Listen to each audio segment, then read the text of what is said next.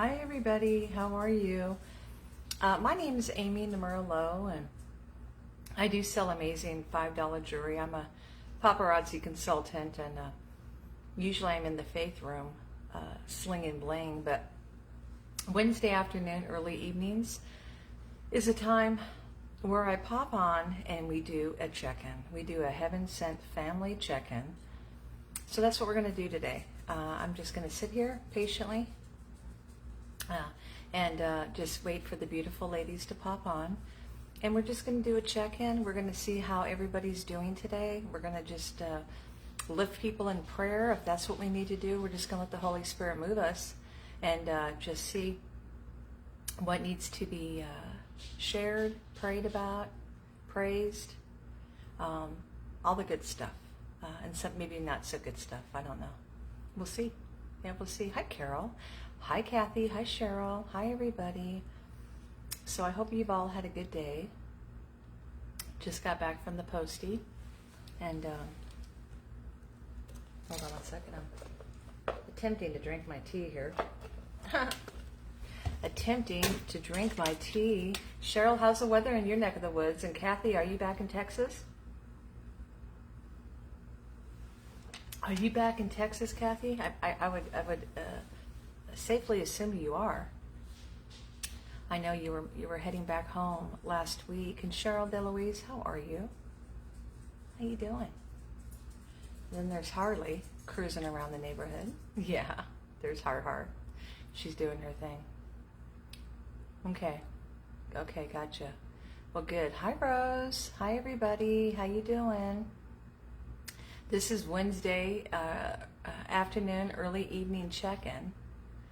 We always just do a little, I'm doing okay. I want to share something kind of heavy on my heart. I just have to pray about it prior to make sure it's the right thing to do. You know me, transparent as a glass of water. Oh, I'm good. I'm glad. Were you in the pool today, Cheryl, is what I want to know. Were you in the pool today?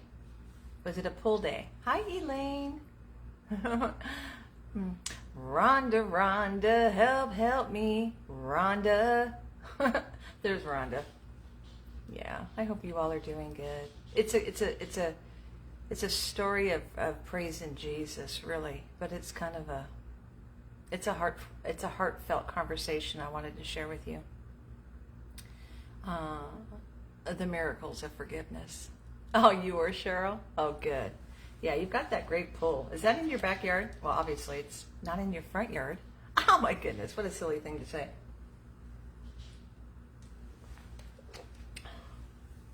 Ooh, storms are about to roll in. Rollin'. Keep those, you know what's rolling. Rollin'. Rawhide. Is it one of those rolling rows? It's a storm rolling, huh? It's a storm coming. A storm is coming. A storm is coming. Yeah. I got the oil spill bracelet. I filled bins yesterday. Life of the party, that bracelet sold out. Yep. It was in my bin, and then it went, fly, butterfly. I have a team member that might have gotten some extras, so I'm waiting to see if she has any she wants to spare. But yeah, that oil spill bracelet left me as sure as it left. It left as sure as it came. That's the right way of saying it. Hi, Christine Rose. Yeah. Were you able to find the live okay? Sometimes I wonder, with Facebook, and as much as I appreciate Facebook and what they do for us as business owners, I'm so grateful. Ooh, when a storm is coming, blessings follow. Okay. Hi, Christine. Yeah. We don't get many storms here in Nevada, just so you know. It rains, and then a minute later it stops. Yeah, I don't think I've ever seen it rain here a week. Hey, Donna. I don't think I've ever seen it rain here a week. I think it rains, and then it goes away, and then it comes back for a little bit, and then it leaves. It's not one of those kind of... I got more rain in California than I ever had in the state of Nevada. Yeah, the rain here is, well, we don't get a lot of it. Yeah, we don't get a lot of it.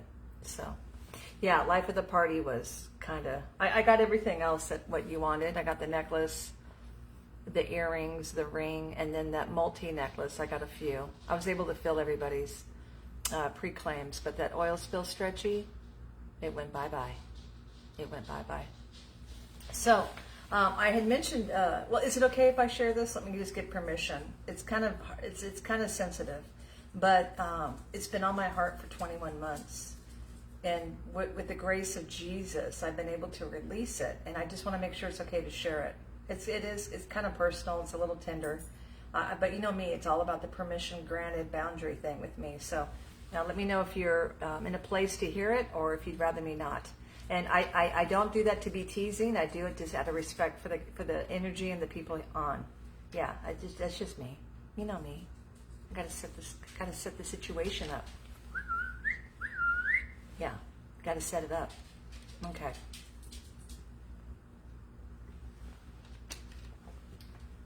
Let me get a Kleenex. Oh, Amber, there you are, girlfriend. Okay, Kathy. Well, Kathy. So Kathy knew Donald. She's one of the few that knew him. So, for those that don't know, my husband was an alcoholic, and he had a drinking problem for a very long time. And some events in his life beyond his control put him in a place where drinking was his way of dealing. I'm trying to say this in a loving way. And full disclosure here, I'm not here to, as some people say, wear the, what is that, show dirty laundry. What's that expression? Yeah. There's a reason why I'm sharing this. And it's just the glory of Jesus. It's just the amazing, insatiable power of Jesus, really. But yeah, he had been a drinker for many, many years. He'd had a tragic event happen in his life, and that's what he found as of comfort instead of getting help. And so, anyway, so fast forward 32 years. That was 32 years of that with him. And over the years, his health, took a hit on different levels. If you would have met my husband, he was very healthy, very agile. Most people didn't even know he drank. When I met him, the first year of knowing him and his wife, because I was friends with them, I never knew he drank. But I have found with people with addiction, they're good at camouflaging what they're doing. No disdain towards Donald, no anger towards him. This is just my reality. So when my heart and my heartstrings got involved with him, at that point, I had to make a decision if this was going to be something I was going to participate in or not, and I chose to participate in it.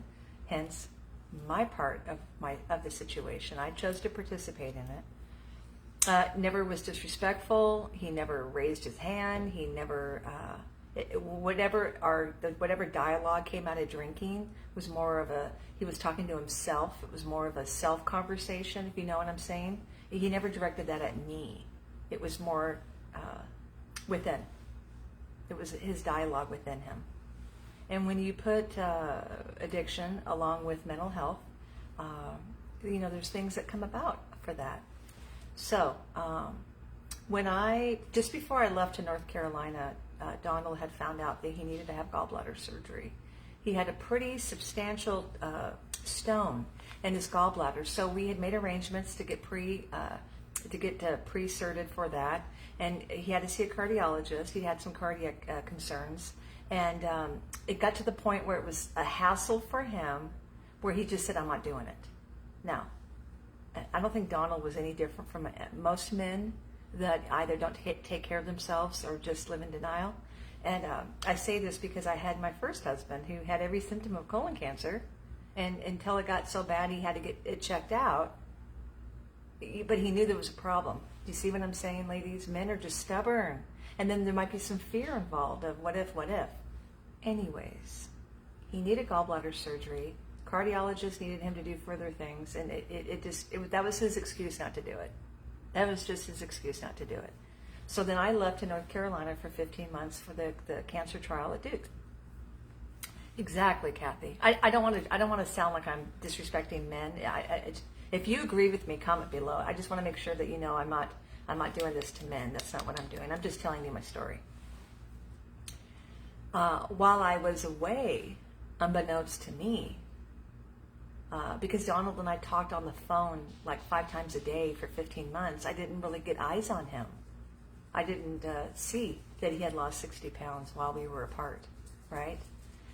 That he had gotten dysphagia, which is the inability to swallow, which could be age-related, but for him, it was the drinking. So damage to the esophageal from excessive hardcore, hard liquor drinking for 32 years. So when he came to get me, when I went to pick him up at the airport 15 months later, at the airport, he was coming down the escalator and I was waiting for him and I looked past him. I didn't even know it was him. 60 pounds he had lost. He was he was a fluffy guy when I said goodbye to him when I went to North Carolina. But this was this very fragile, older looking, very thin person coming down the escalator at the airport. And if I hadn't known that was him, he would have walked past me and I wouldn't have known it. It was a drastic change. He had been very sick. He didn't want me to know. He didn't want me to worry. So he came to take me home because I drove my car there. We were driving the car back to Nevada. Hi, Joanne. And he was sick. He was very sick. Very, very sick. And so that's why I drove home. I drove the 2,250 miles home. And I said to him, it would have been nice if you would have just told me what was going on. Prepare me. I just finished a clinical trial like 6 weeks prior. I said, I could have mentally got myself ready to drive home. So we drove home. He was in bad shape. We get home. We start the business. He schedules the surgery for the second week of the first week in November. Well, we were getting ready to go on vacation to go back to North Carolina for a week. And he was adamant. He said, I'll do the surgery when we get back. There's a reason why I'm giving you a backstory, okay? We'll do the surgery when we get back. I said, yeah, what am I going to do? I said, okay. He was sick the whole time we were there and came home, and then he had the surgery, which turned out to be very extensive. A 45-minute surgery turned to 4 hours, and he spent 2 days in ICU. His heart stopped on the table.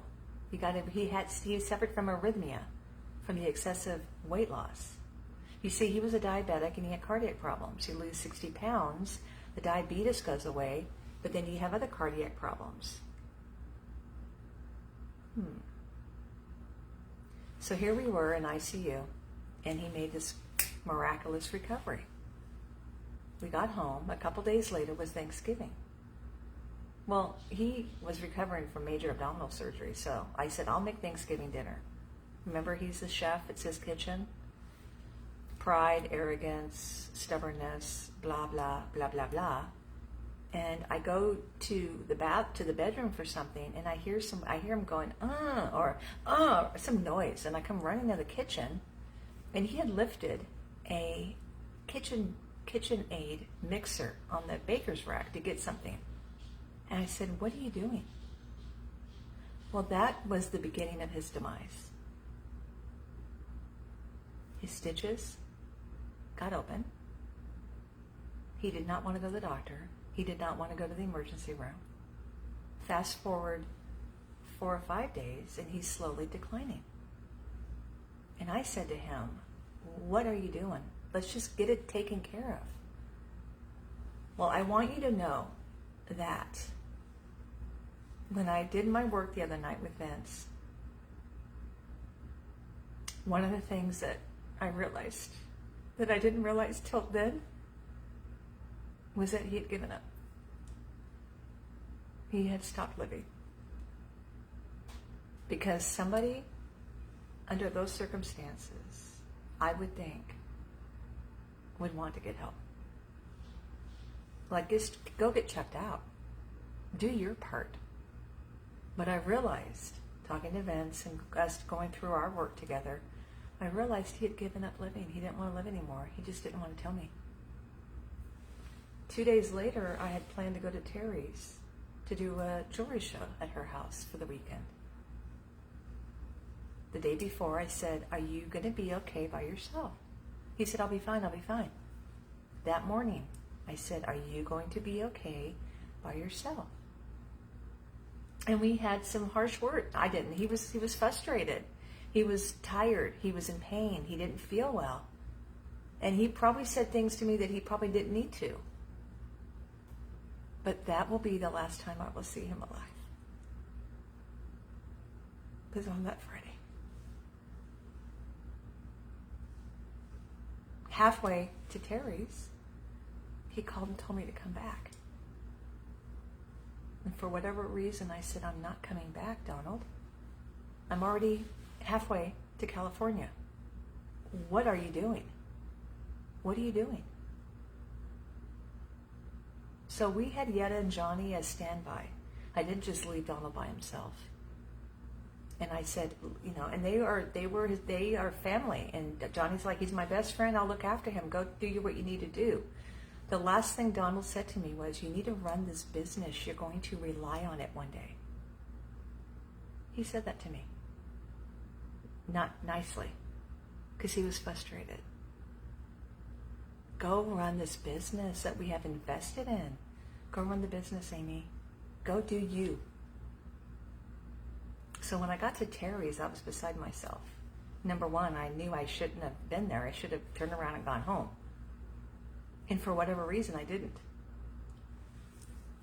The following day, Johnny reached out to me and said that Donald had reached out to him and that he had fallen. And Johnny went over there, and he called 911.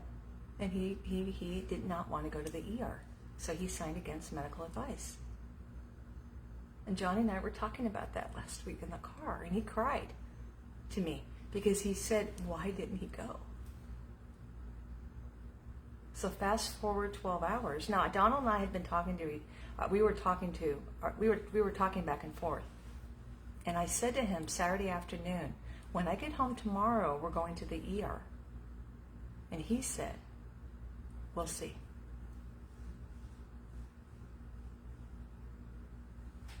3 or 4 o'clock Sunday morning, I get a call from Johnny.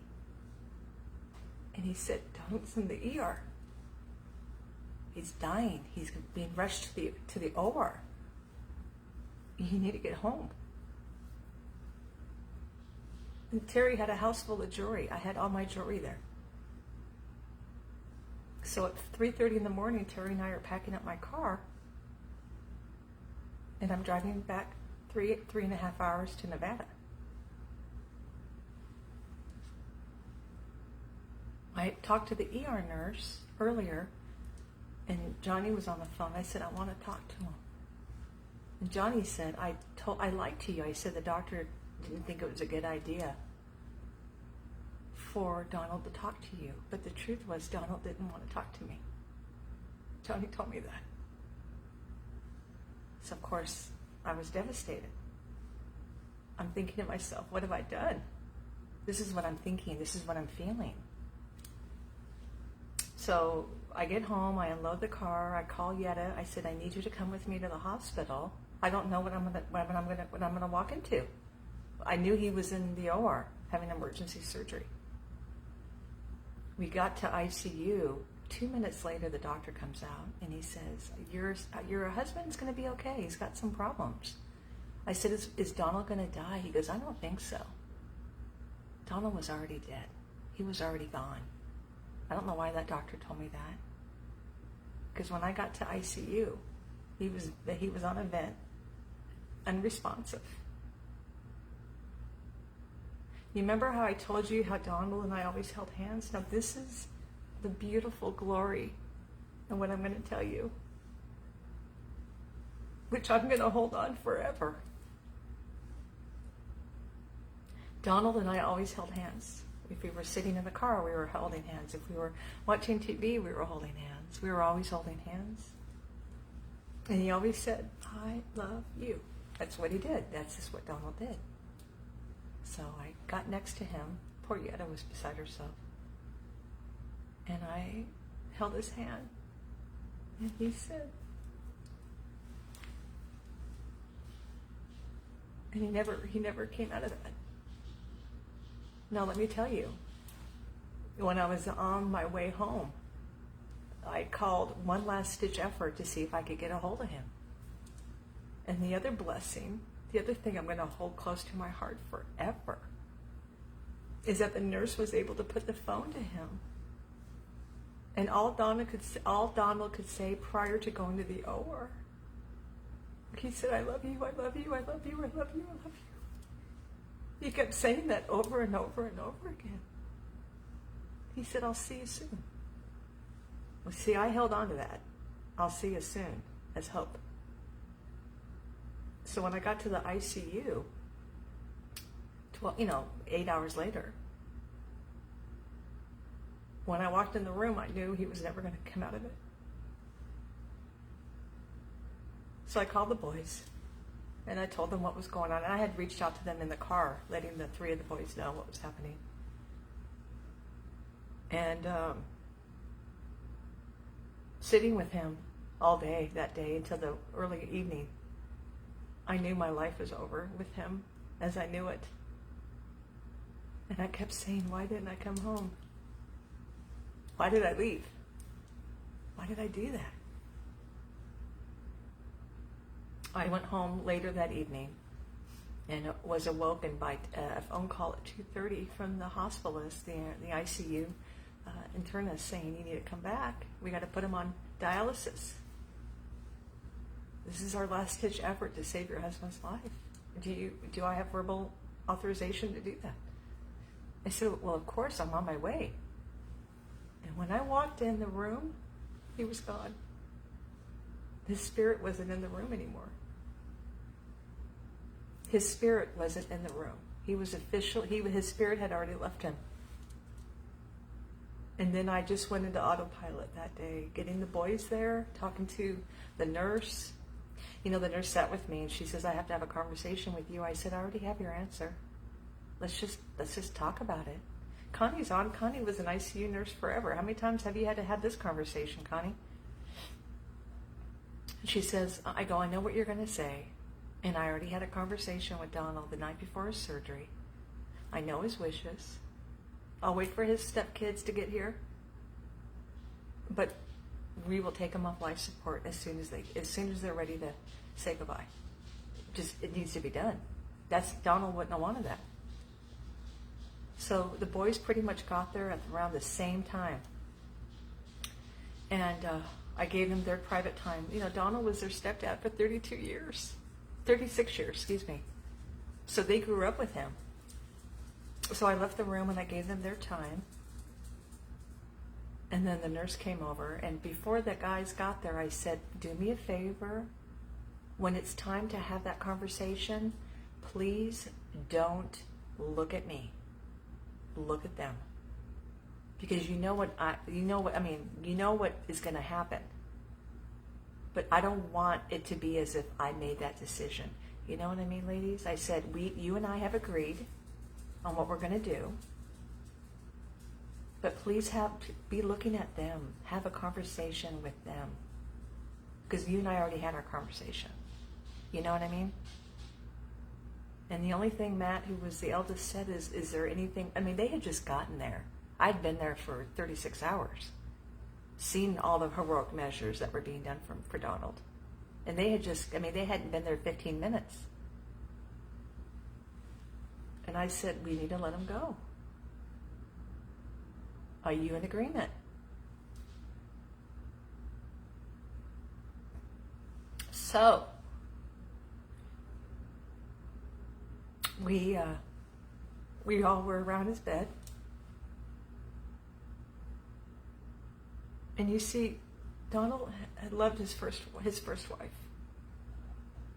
He was crazy in love with his Lucille. And I had the honor and privilege of being their friends, and I used to see them together. They were Christmas morning. Do you know what I'm saying? They were so good together. And Donald said, prior to surgery, if something happens to me, I want you to bury us together out to sea. I said, you got it. Done. Nope, no, I understand, Donald, I hear you. But I knew how much he missed her. So they allowed me to sit next to him, and they took him off life support. And he lasted less than 30 seconds. And this is what I said to him.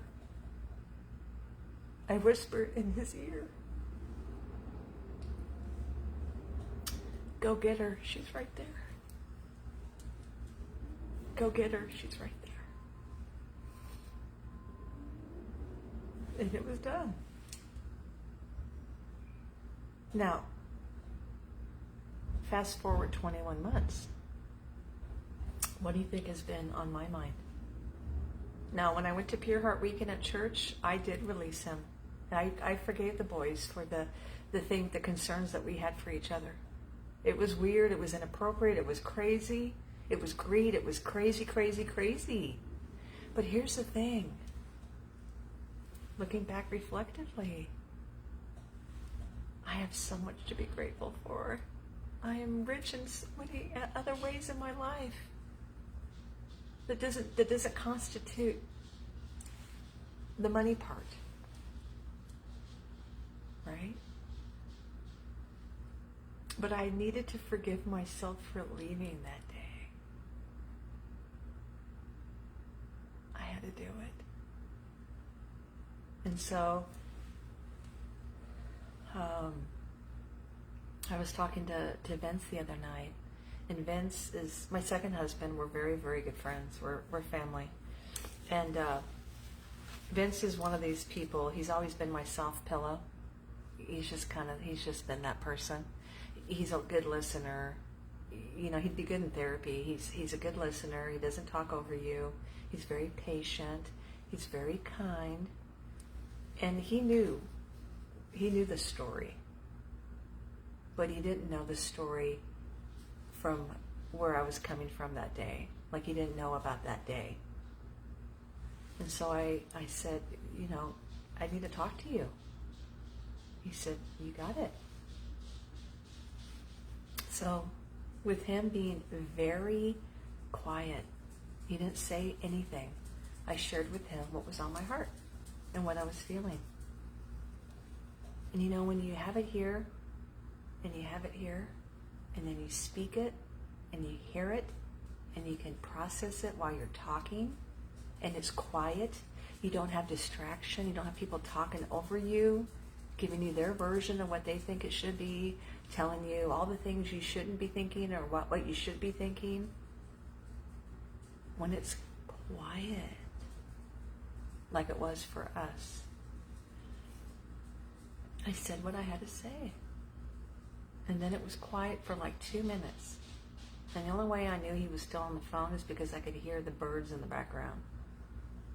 And he said, I have one question for you, Amy. And I said, what's that?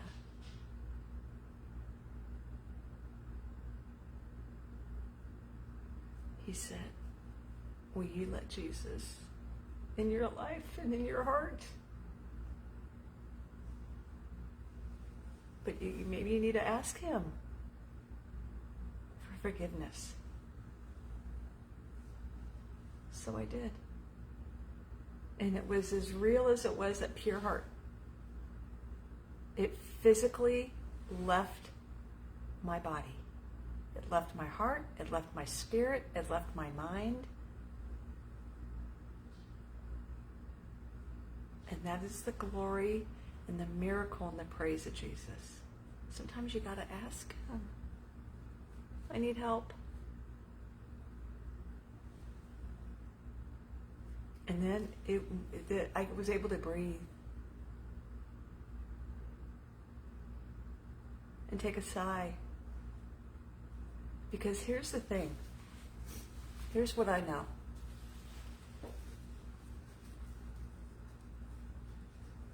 We don't have that much control over people, right? Like, it wouldn't have mattered what I said to Donald. If I would have just called 911 and said, hey, take him. He's got to say okay. But what I realized talking to Vince the other night was that he did give up. That was him giving up. And I wanted to save him. Because that's what we do, right? And when I realized that I don't have the power or the authority, and it wasn't my place,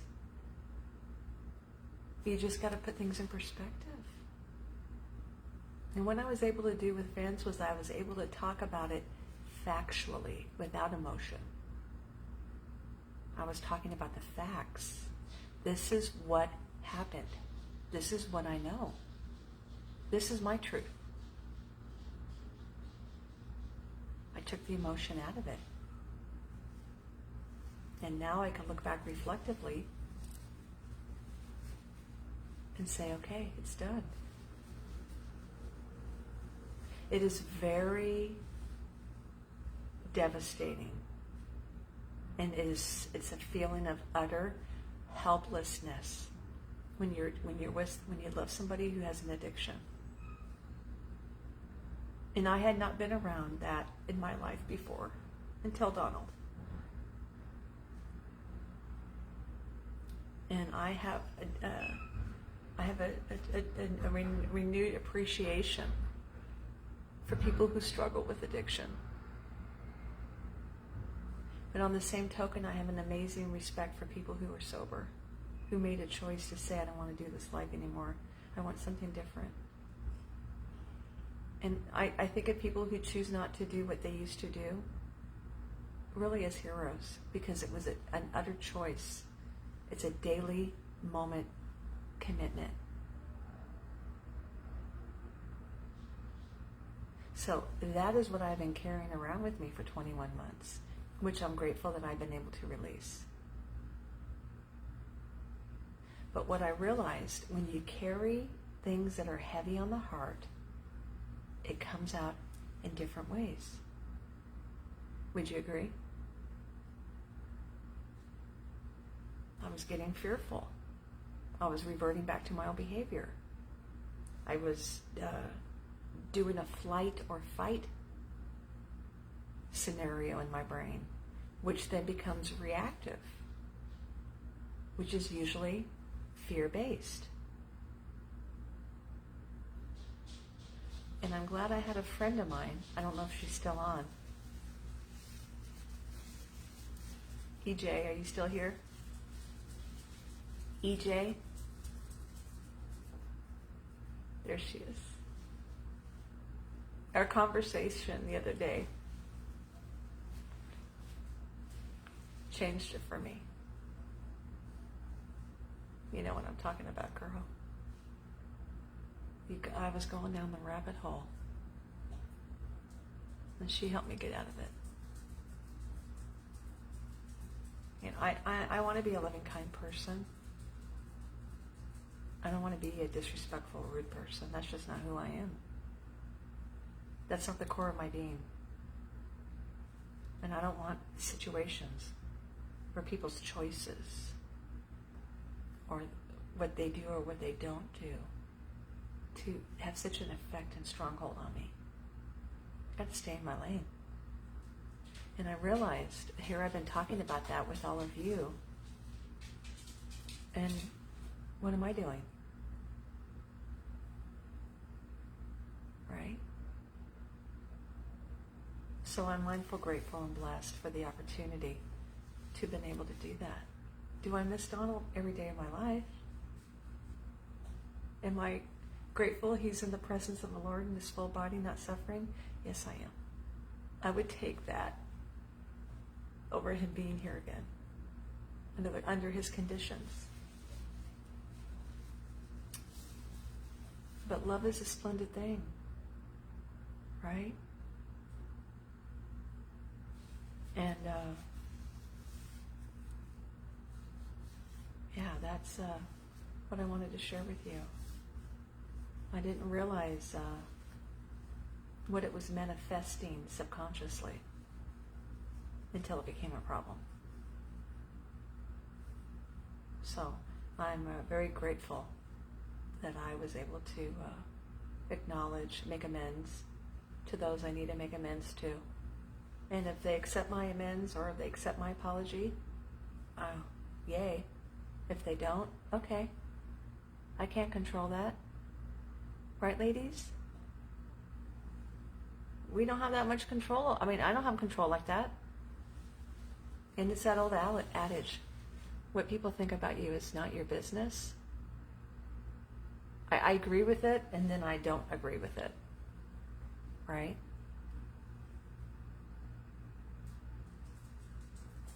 I would want people to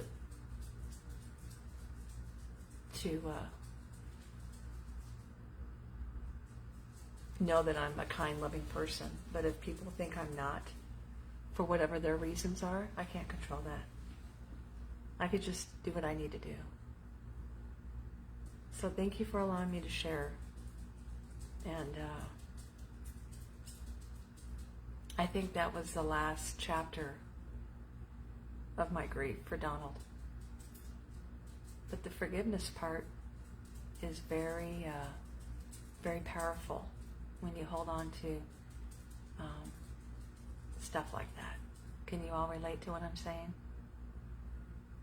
Yeah, it can get very heavy.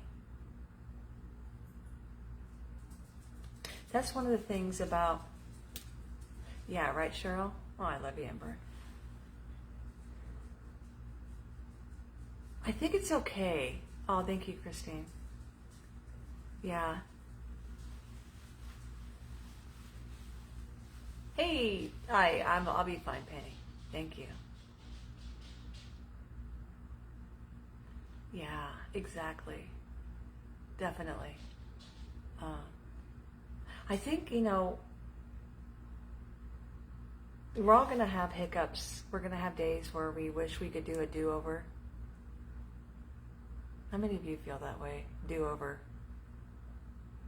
I think as long as you acknowledge, you want to learn from it and not make it a repetitive pattern. Because then that's not really changing. That's just an excuse. I think it's important that if you make a mistake or you've hurt somebody, intentionally or non-intentionally, that you own it in your heart. But how people perceive that is really up to them, right? It's up to them. I did life at the party last night, and that oil spill stretch you left my bin. I did reach out to a team member and see if she might have had some extra, so I'll let you know.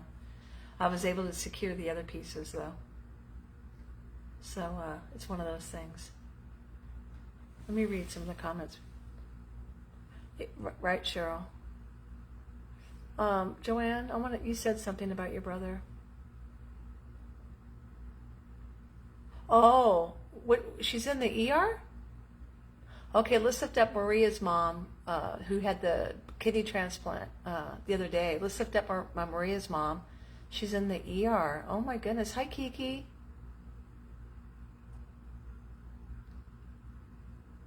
Hey, Donna.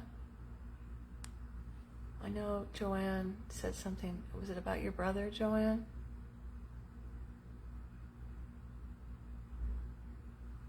Oh, okay.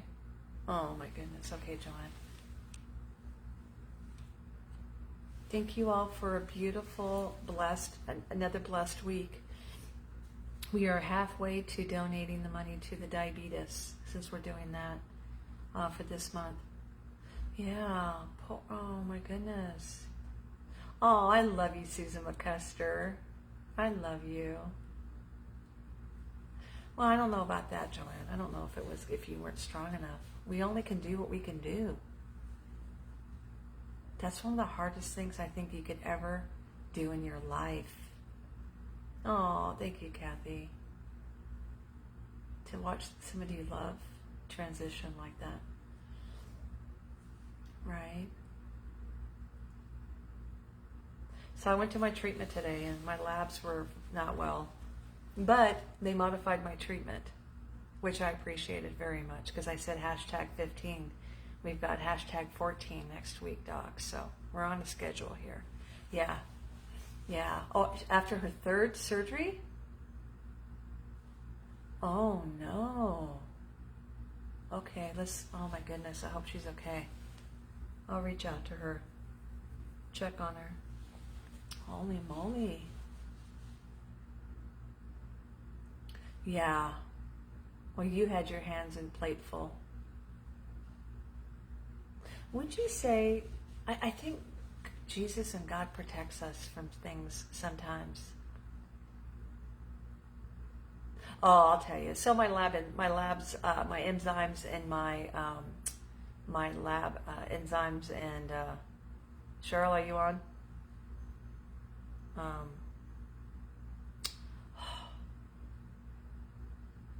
Oh my goodness, the feeling is so mutual, Cheryl.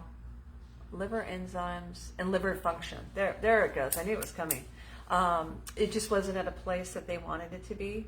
But he talked to my doc at Duke, and it wasn't something like super crazy. Yes. Yeah, Kathy. Oh, I figured it out. Liver enzymes, liver function. Those are the labs I was thinking. Yeah. Oh, thank you.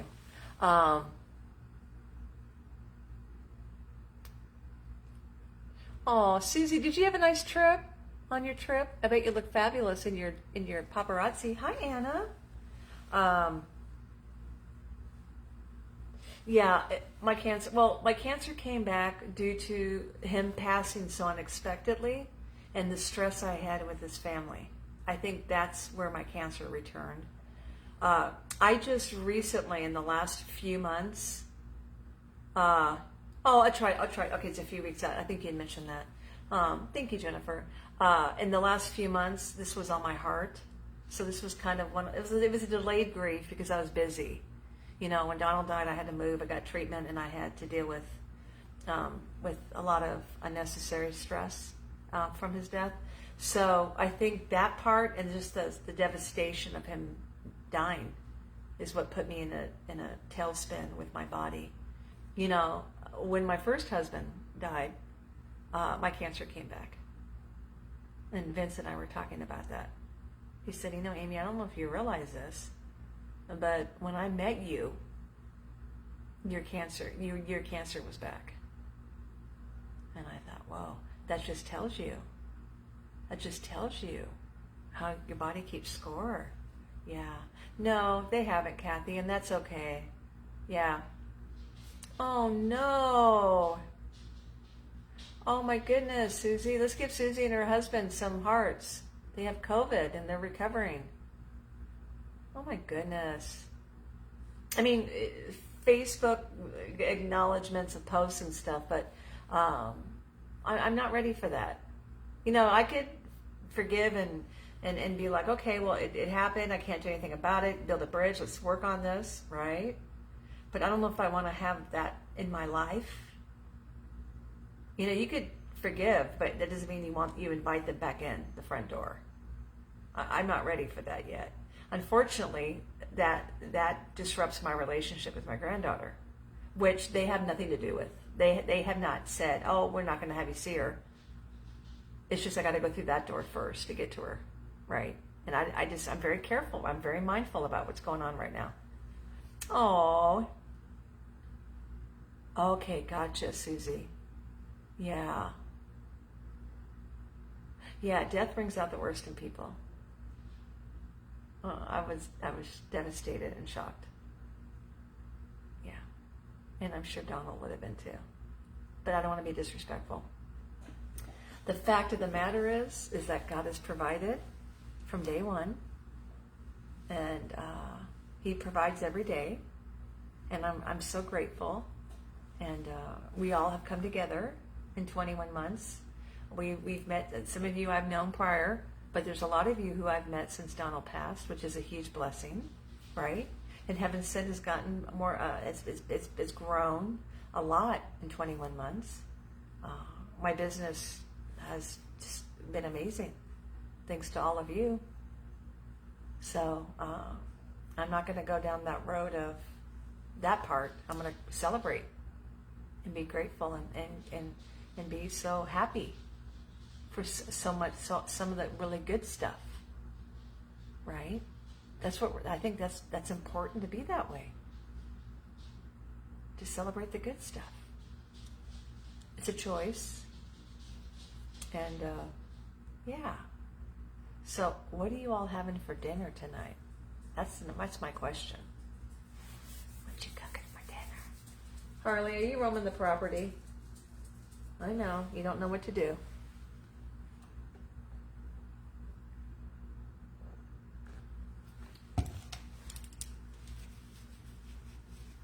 Oh, yeah, it does. That brings out a lot of craziness. Yeah. Oh, yeah. Well, yeah. Steak and potatoes and broccoli rice, meatloaf, mashed potatoes and corn. Is it corn? Is it cream of corn or regular corn? Because I need to get visual on the corn. You know me with my corn. That sounds yummy. Ribeye and veggies. Oh, Cheryl, I'll be right over. Spaghetti and cheesy bread. Ooh. Oh, I know. Susie says we're having steak but can't taste them. That is such a weird. It's such a weird side effect of COVID. Is the tasting and smelling. Oh yeah. Hi, Kimberly Hurd. No, I didn't get COVID at convention. I wasn't there. Well, I could have gotten it, but no, I didn't.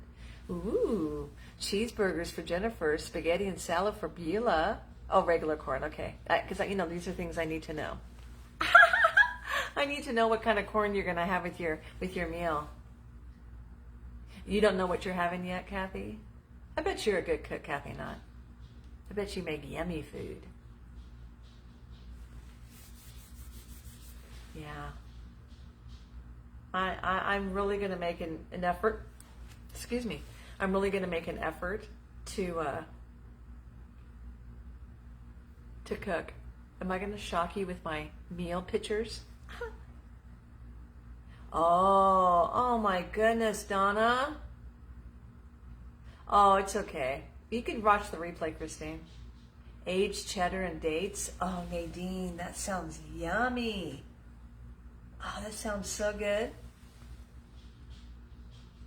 No, I didn't. Yeah, I don't know much about that. Yeah, I don't know what I'm having for dinner, Beulah. Yeah. When I was super, super, super sick, I did get tested for COVID, and it came back negative.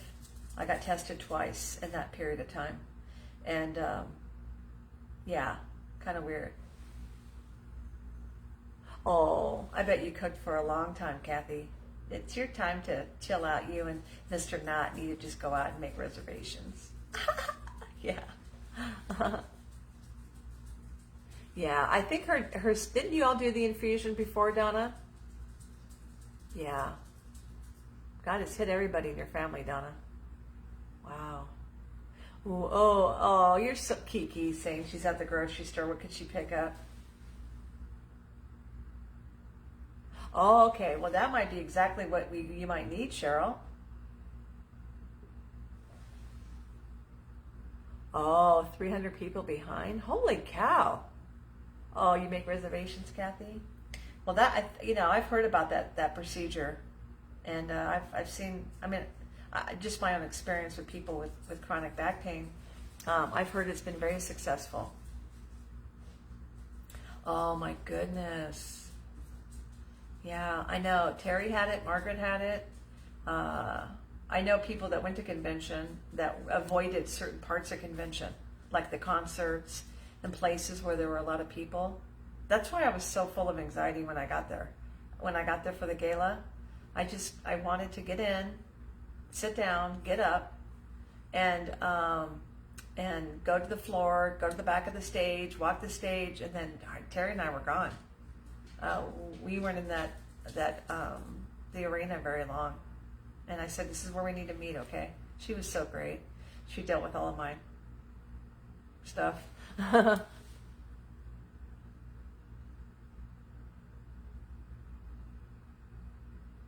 No, I heard about it. I didn't know it was 14. Wow. Wow. Oh, okay. Oh.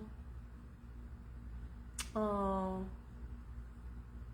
Oh, thank you, Debbie. Yeah. Yeah. This is not because I don't care. This is not because I don't have a love for people. There's just been a lot of conversation about that, and I really want to take the road of just not having a conversation about that. It's not that I'm disrespecting the family or people involved. I really want to stay in my lane with those regards, if you don't mind. Yeah.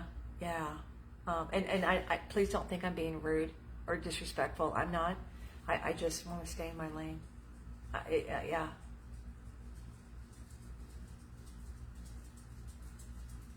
Oh.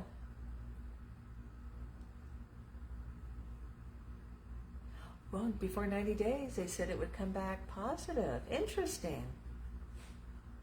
Yeah, I got tested both times in the ER when I went to the ER, which they both came back negative. The only thing that was weird for me, which was different from when I've had setbacks with my treatment, because it was all treatment related, was I kept getting this saltiness in my mouth. Oh, no, you don't have to apologize, Kimberly. Oh, no. Yeah, I just, for those who were affected, my heart, let's just give hearts for all those people who were affected at convention. Yeah. But I had this weird saltiness in my mouth that I just couldn't get rid of.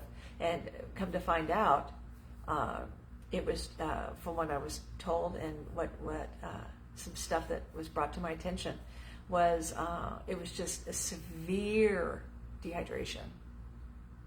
I just got super dehydrated. They had to give me 2 bags both times in the ER when I went into the ER.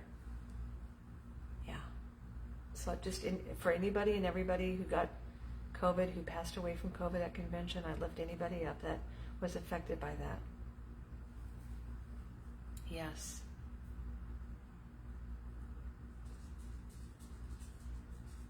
Yeah. Hi, Nicole. So what does everybody want to see tomorrow? The oil spill coil is here. I've got some extras to show you tomorrow. I should be getting some boxes today that didn't make it yesterday. Hey, Harley. You want to say hi to everybody? Oh, okay, maybe not. What else? Is there anything anybody wants to see? Let me know. And thank you for allowing me to share.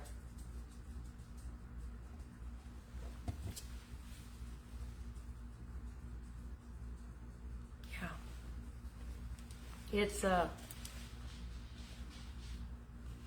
It's hard to see somebody you love suffer like that with the drinking.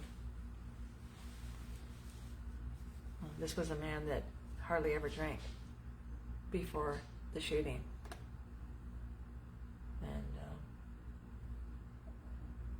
And it pretty much monopolized his life. Oh, I'm glad, Donna. Oh, I'm so happy, Nicole. Thank you. Well, I'm always as transparent as a glass of water. I love you too, Kimberly Hurd. And I don't know how to be anything other than that. And so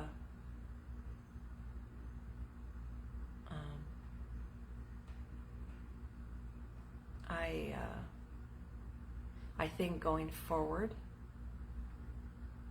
you see, when I went to Pure Heart at church and was able to release Donald, see, Donald was like right here, he was right here. And when I released him with the pastor and with Jesus, and when I said, Jesus, I need to release him, on the water. We were, it was the scripture where Jesus is on the water. And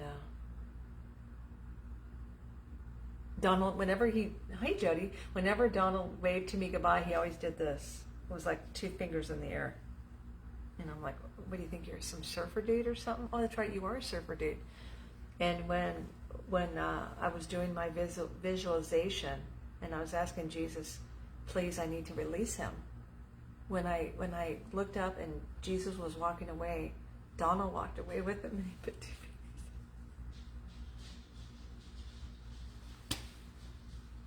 I said, okay, there he goes. There he goes.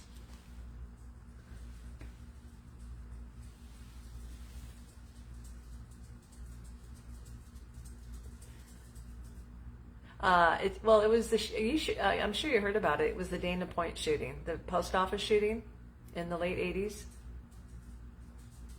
Yeah, it was the Dana Point post office shooting. That's how that expression going postal came about. Yeah. It was in 1989. And I worked for the coroner at the time in Orange County. And I was a part of that shooting. And when Donald shared with me what had happened to him, I looked at him and I went, what? So, I understood very early on, right, remember that? Dana Point shooting, the post office shooting. I understood very early on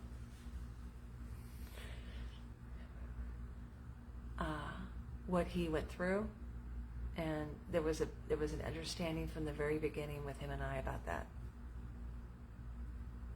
Yeah. And the guy that came in and killed one person just because he was standing there, and when it went looking for Donald had to live with that family. These are things that change you forever, right? But in a way, I was grateful that I had a better understanding. So there was a lot of grace and mercy with Donald and his drinking, if that makes sense. Like, I understood why. It just got hard being around somebody that needed to be altered all the time. Yeah, that was one of the hardest things I've ever had to do. Yeah. But,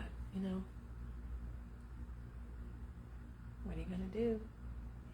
So what do y'all want to see tomorrow? Give me some ideas. Come on. What's on your mind? Did you check out Nude today? There was an oil spill coil. Yes, Sandy. There was an oil spill coil. I think it was a coil. And a hair clip that was oil spill. But another bus is coming. Right, Cheryl?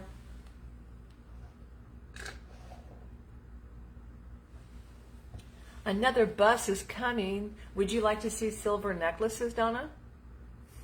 I've got bracelets. We did earrings the other day. I could do silver necklaces. I have a blessed collection of that. Yeah. We don't get upset about when we don't get what we want, right? In the paparazzi world.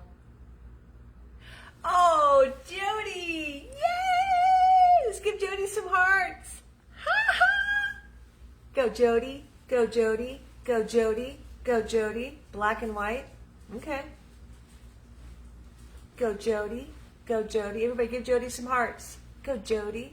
Go, Jody. Jody's a rock star. Jody's a rock star. Yeah. Watch out. Here comes Jody. Doesn't Jody put the best sets on her page? Jody, will you type out? What? Tonight? Okay, I'll be on. I'll be on rooting you on. Jody, type out your business page so everybody, if anybody wants to hang out with you, they can. Type out your business page. Oh my goodness, Jody, tonight? Dang, girl. You want that Z bracelet, don't you, girlfriend? I'm so happy for you. Jody's going live at 7 p.m. That's East Coast time, 4 o'clock Pacific Coast time. I'll be on, girl. I'll be rooting you on. Harley and I will be rooting you on. Go, Jody. Go, Jody. Go, Jody. Oh, I'm so happy, Jody. That's awesome. Awesome sauce. So I'll bring in silver tomorrow. When you say black, so in an hour, yes. Okay, Abundant Blessings Boutique. That's Jody's business page. Yeah. Hi, Lisa Sills. Yeah, and then we're all going to jump on and give Jody some sugar. We're going to give her the Heaven Sent Love. That is so cool. Well, I got to jump on a call with Ember before she goes live. So thank you for allowing me to share. Thank you for always being my safe place to fall. I love you all so much. And I'll be on tomorrow morning between 8 and 8:30. I'll bring in silver. When you say black and white, are you talking about like me putting sets together for black and white? Because we can work on that Sunday when Terry's here. Good night, Nicole. Hi, Nancy. Okay, awesome. Love you too. Yay! That totally makes my day. Jody's going live. Oh, I'm so excited. But yeah, and that's what we're going to do. So I'll be on tomorrow. Tomorrow is Thursday.